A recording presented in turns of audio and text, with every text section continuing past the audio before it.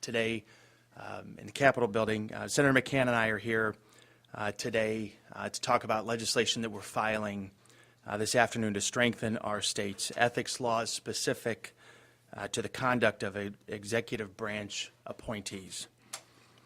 This is a straightforward piece of legislation, again, that we're going to file this afternoon that will close what I would describe as a gaping hole that exists today in our State Ethics Act.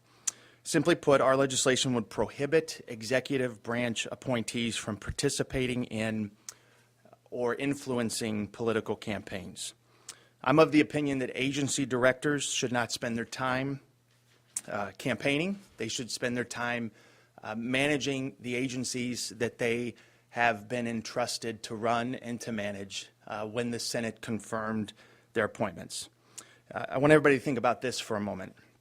Our State Ethics Act today allows for executive branch appointees who are trusted with the authority to license and to regulate, executive branch appointees who control billions of dollars of grant funds or funding in general, to campaign for or against candidates for the General Assembly or any other public office in the state today.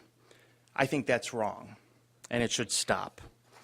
Today, the federal government has these standards in place, the ones that we are seeking in the bill that we're filing today, and those standards have been in place for years on the federal level. And we've done a little bit of research. We haven't gotten through all 49 other states. But every state so far that we have looked into has similar provisions that we are seeking in this legislation that, again, would prohibit executive branch appointees from participating in elections and influencing the outcomes of elections. And quite honestly, I'm surprised that we haven't done this years ago. We've taken some pretty good steps forward since the days of George Ryan and Rod Blagojevich to strengthen ethics laws in Illinois. We should always find ways, especially in a bipartisan way, to come up with ways we can raise those standards. That's what we should always seek to do. Senator McCann and I think we found a way that we should move forward to, again, raise the bar of ethics in Illinois. Senator McCann. Thank you, Senator. I appreciate it. And Jordan, I was actually standing right behind Jordan. You couldn't see it when all this went down, and I'm so glad with the great target area that the bird had that he chose you, my dear. I'm sorry you had to take one for the team, as Bernie put it, but it was interesting.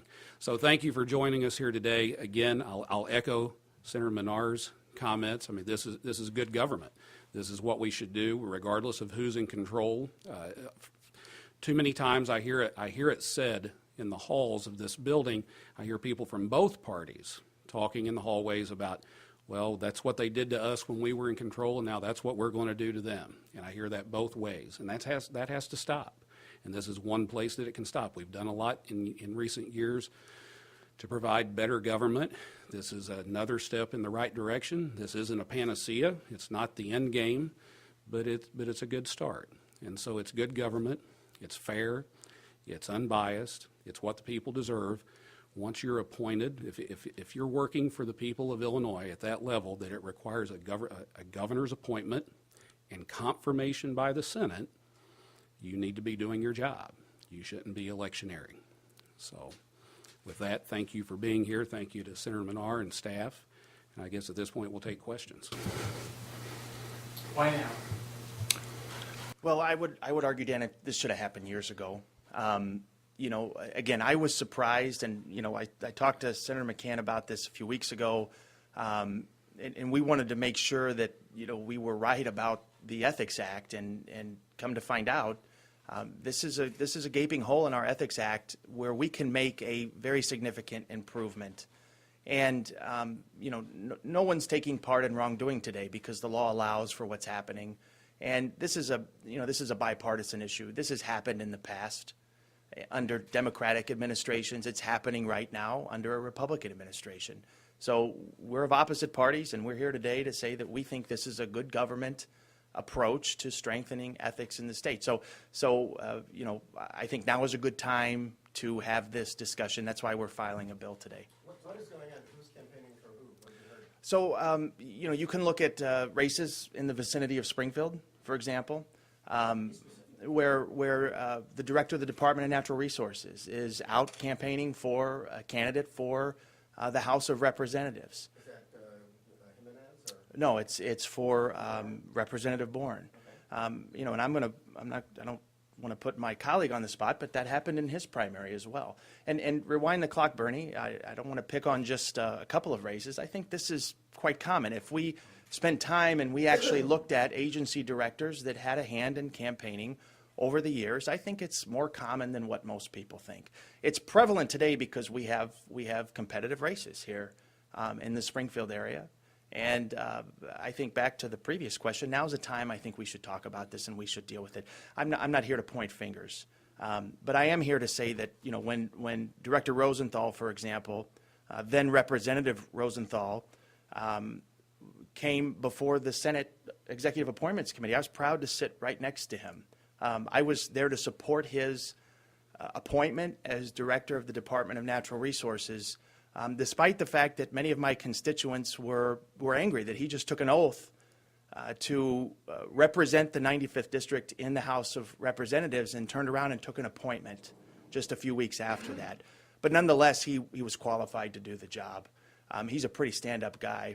But when I sat there next to him, I think my expectation was at the time that he was going to spend his time managing the Department of Natural Resources, not campaigning. So I would apply that standard to any Democratic appointment too. So this isn't only applicable to one party or the other. This is just something that makes a whole lot of sense, that's been in place for years on the federal level, that most states have in place today, that will raise ethical standards in Illinois. Well, I would like to speak, to kind of combine the questions, to speak to you said, why now? Well, if not now, when, right? So it's never too late to do the right thing. It should have been done a long time ago. When Senator Manar and I started talking about this issue, we were both surprised that there wasn't something on the books at least pertaining to it. So if not now, when? Now is the right time. Also, I think it's important to point out, we're not precluding anyone from participating in the process as citizens. They can still take part in the process if they have someone they want to support, if they want to go to a fundraising event as a citizen and write a personal check. They can still do that. We're not precluding them. We're not revoking any of their rights as a citizen in the election, the electoral process.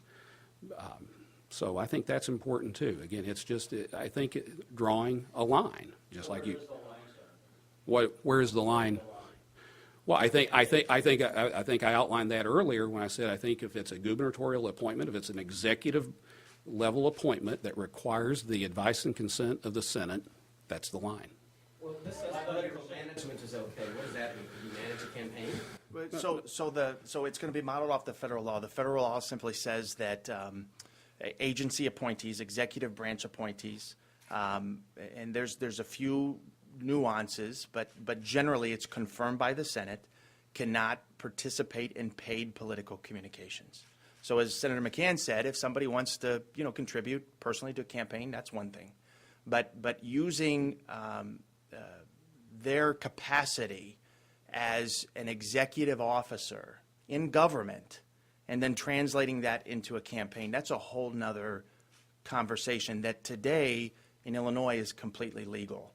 We're saying it shouldn't be, because as evidenced by what the federal government's done and by what most other states do, that's a line, as Senator McCann said, that should not be crossed, because we have appointees who by their appointment, it should be noted, have doubled their salary, have received significant pension enhancements because of that appointment, and then they're turning around and supporting candidates in this particular case.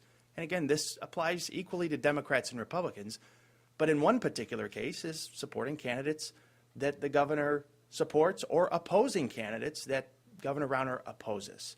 So again, I don't want to focus on those specific examples, because this, if we get this in place, it's going to be, for all administrations in the future, Republican and Democrat. So we just think we should align our laws with other states and with the federal government, and it wouldn't preclude an individual from supporting a candidate, voting for a candidate, writing a personal check, going to a fundraiser, but it would prohibit an agency director from participating in a paid political communication, which again, I think is more common than most realize. The director Rosenthal cut an ad for Warner. Yeah. TV, Radio, radio, something's Yeah. already playing. yeah, mail, yeah. So you're saying a person can, a director or whatever, who was an appointee, could still go to these things? Sure. But they couldn't do TV, paper, radio ad, is that? Paid that the communication. line? Is that the Yep, line? that's the line. Okay, well, my question then is, I just playing devil's advocate, let's say a representative, senate member, whoever, gets an endorsement from an IEA or any sort of agency or union group, whatever, that kind of does benefit from the state, would they be under the same microscope then? No, no. Would that agency be under the same microscope, let's just say, because I mean. Well, what agency? I mean, is it a governmental agency or is it? I'm speaking in generics, like let's say it's an ASME group or an education group, whoever, who makes these contributions to or pays for these ads. Well, but they're not governmental agencies, Right. where But they don't get appointed by the governor and, No. but they And don't. they get government contracts, Yeah. so they would benefit What- from the state, I'm saying. Again, you asked us about the line, and the line is if they're appointed by the executive branch and confirmed by the Senate, then there's the line. There's the line. And it's a reason, and as Senator Manar has pointed out, this has existed at the federal level for quite some time, as it exists in many other states. But is that fair, though? Well, I think, so may I ask, do you think what's currently going on is fair? Is that? I think the entire system that's going on, from A to Z. And that's why we're here, that's why I said, why now? Why not now? When else? And this is a step in the right direction. I mean, you're doing this because the people who are in these positions, it would seem like a benefit to the people who are being spoken on behalf of or whatever by these directors, whatever. Oh, wouldn't that be the same thing if the IEA? No. No. No, this is why, because taxpayers aren't paying the head of the IEA, number one. The head of the IEA is not confirmed by the Senate. It's confirmed by the members, the hundreds of thousands of members of the IEA. When taxpayers employ the director of the Department of Natural Resources, I think taxpayers expect that director to run the department, period. Period. What about what? What about after hours? Like, if Well, sure, that's different, but the bill prohibits paid political communication with those individuals participating in that. They can't use their name, they can't use their Face, position, their right. position, yeah. Yeah. What does apply to constitutional officers? That's a good question, Monique. We'll get you we're going to file the bill today. Let me just look real quick. No, because it's, no, They're paid to by tax. yeah. No, Yeah, so but- we define affected employee as any director, secretary, assistant director, assistant secretary, deputy director, or deputy secretary of any agency or department of state government created by statute who is appointed by the governor and whose appointment requires the advice and consent of the state senate. And is the difference there because it's an employee appointment and not an elected office? Absolutely, because elected individuals are accountable to voters through elections. Appointees are accountable to the governor as the appointing authority through the check and balance of the Senate. So again, when Director Rosenthal came before the Senate, and I was proud to sit next to him to support his appointment, because clearly he's a qualified appointee. That's what I said to the Senate Executive Committee, Appointments Committee, excuse me. And when I did that, it was with the expectation, like with every appointee for every agency, that they're going to spend their time managing their respective agencies. I think that's what most taxpayers expect.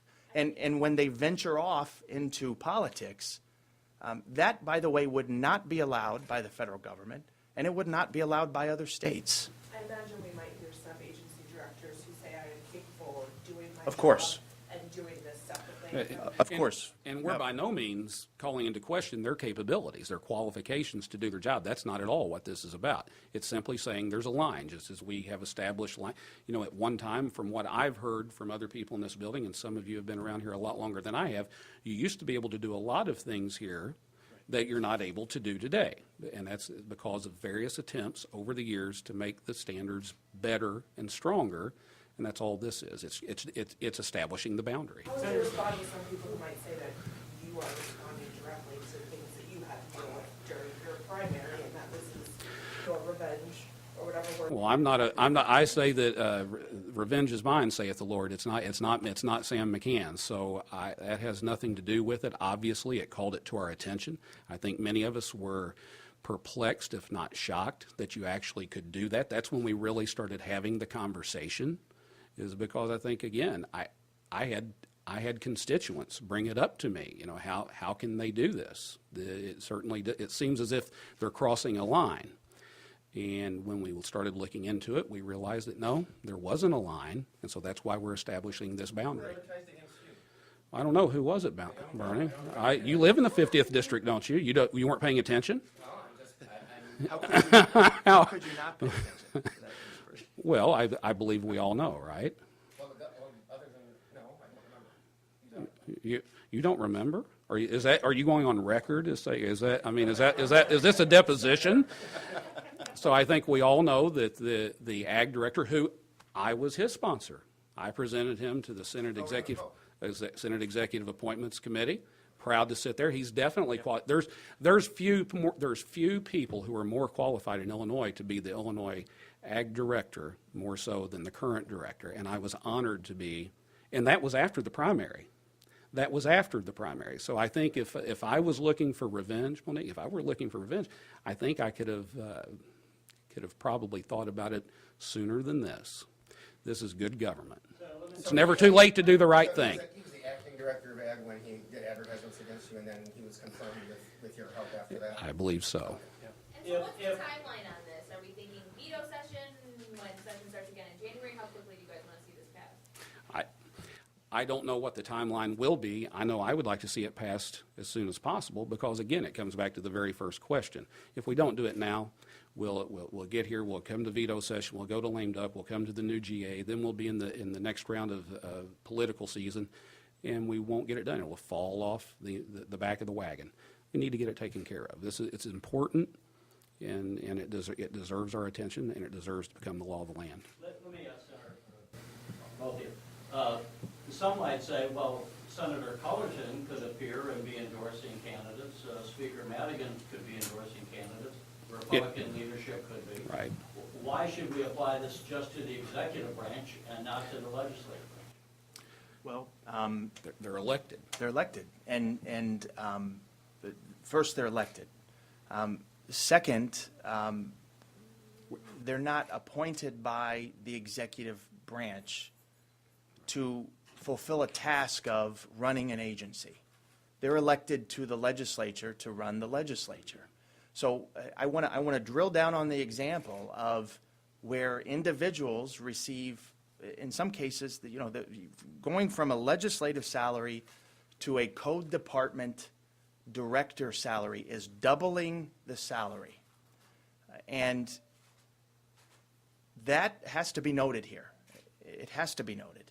And then when that is turned into a political equation in a campaign, when that director then begins involving himself in a campaign, that would not be allowed in other states. It would not be allowed by the federal government. So it's, I don't want to get bogged down in comparing apples to oranges. Legislative branch, campaigning for legislative branch, that's very different than an executive appointment who is in a governmental job campaigning for any candidate. And I think, to speak to Terry, what your analogy, your attempted analogy there was apples to oranges, because again, it's not necessarily about the executive branch. It's about both. It's about an appointment by the governor and by an advice and consent of the Senate. And so we're not precluding the governor from taking part. The governor can do whatever the governor needs to do, whichever governor, whether it's this one or any future governor, just as any future Secretary of State or this one. We're not precluding office holders. We're talking about governor's appointees who require the advice and consent of the Senate. Does this apply to all levels of election, from federal, state, and local? Yep. And I know, President Obama would be the elected, because he's obviously campaigning a lot right now, but agency directors or members of his cabinet, do they not go out and do They any cannot. of this, or they cannot? And They how long has cannot. that been, or do you know? I don't know, Bernie, what year it was, but it's been in place for I've been told, a very long time. How many other states have similar? So we'll get you a complete list. So we started last week going state by state, and we've yet to come across one that doesn't have something very similar to this that is prohibition for electioneering for executive appointments. So we're, by the time we get this bill in a committee, we'll have a full list of those things. What level of support do you envision? Because as you noted, this has been enjoyed both by both parties Yeah, yeah. in the past, and everyone says they love good government, but then when it comes down to brass tacks, some things don't move forward. Yeah. Well, I think like everything, Monique, it's a challenge around here. This was something that we actually talked about back in the spring, and it kind of went away, and now here it is again. And I think, we came to the conclusion that now is as good a time of any to have this conversation because, we need to get a bill filed. That's the first step in changing policy. So it's going to be a challenge. And I would say, I think it's very key to note that our conversation was sparked by constituents, by the citizens themselves. The citizens calling and visiting me in droves saying, does this pass the smell test? How can they do this? And that started a conversation, and now this is the culmination of that conversation, and so we need to move on it. And so I think before we move into whatever's coming next, the next chapter or chapters, we need to end this chapter correctly, and here's an opportunity to do that. I know Senator Manar is for Mike Mathis in that district. Do you, Senator McCann, have an opinion one way or another? I have not endorsed either. Could I get your opinion on the, Senators, on the governor's forming a commission to look at cutting red tape and regulations that may not make sense? Well, quite frankly, I think that's an idea that I've heard bantered about here. I think we called it Operation Green Tape when Senator Dillard was running for governor. I think most people presume that as adults, that as leaders, we're able to run government without a special commission designed just to look for where we're screwing up. I think they expect the department heads, the agency directors, and each one of us to do a good enough job on our own. But if that's what's required, I guess we'll see how that moves forward. I would also like to say I think a great analogy to this bill, getting back to what Monique said about it, seems like everybody thinks it's a good idea until they get back in control. It's kind of like the maps, right? It's like redistricting reform. Both parties have been beneficiaries of that flawed system at one time or another, and it's time for us as leaders. I mean, I truly believe that this state needs a new generation of leadership. This country needs a new generation of leadership, and it's time to say that as Democrats and Republicans, right's right and wrong's wrong. We're going to call it what it is, and we're going to move forward in the right direction. Is there any penalty for saying someone used the face of someone? Yeah. It's like, what, I don't consent to this, it just happened, So, yeah, that's a good question. So this mirrors current statute with regards to penalties in other parts of the Ethics Act, the State Ethics Act. So the key word is intentionally. So it's a person who intentionally violates the act. So if Dan Proft gets a hold of a picture of Rosenthal and puts it in one of his TV ads, like all the ads they made with a policeman in uniform, that wasn't supposed to happen, that wouldn't be Rosenthal's fault, and Well, we could just do that as a third party maybe outside. you just gave us a good idea to improve our legislation, Ernie. Well, I think, and I guess it would all depend on how it shook out. I don't know. Correct me if He I'm had- wrong. He paid a fine. He had to, yeah. Or had a day off yeah, or something, yeah. Yeah. Yeah. So, And by the way, the timing of this, obviously there's a political thing to this because we're like 3 weeks before an election, so you're getting the word out that you don't like this as it's happening right now. So there is a political side to your being here today, is there not? Well, Sam, I don't know if you remember this, but the first time that we talked about this was toward the end of your primary. Mhm. Yeah, it was, correct. Because in my, we share Sangamon County, Macoupin County, Madison County, and like the senator said, my telephone in my district office was ringing off the hook, both the Springfield office and the Bunker Hill office, about many things in regards to, the question was, how can this happen? How can this take place? So that was our first conversation, and and going back to Monique's question, I don't want to diverge, Bernie, but I do want to say this. Senator McCann sat next to Director Poe. After all of that campaign, the most negative campaign I've ever seen in the history of the state, he sat next to Raymond Poe at that witness table and offered his appointment and support for his appointment to be the director of the Department of Agriculture. I think that says something about my colleague who's standing here. There was, as he said, if he wanted revenge, that's the moment he could have had it. But the type of person he is he didn't take that step. He did the right thing because, as he said, the director's qualified. But I don't think we want to wait another campaign cycle to put this in writing and file a piece of legislation to have the debate. We fully expect that this will be debated, but that's what we do here. And, we present our case, the opponents present their case. We try to find a common middle ground and move forward to raise ethical standards on state government. That's what we're after here. Is this any level of elections? Yes, any level of election, because and I would argue that's an even more important point, because you have appointees who are confirmed by the Senate running departments who regulate, who distribute grants, who review licensing, who do all kinds of law enforcement. They should not be influencing the outcome of any election in the state of Illinois. So that's the line that should not be crossed, that is not being crossed in other states and is not being crossed in the federal government right now.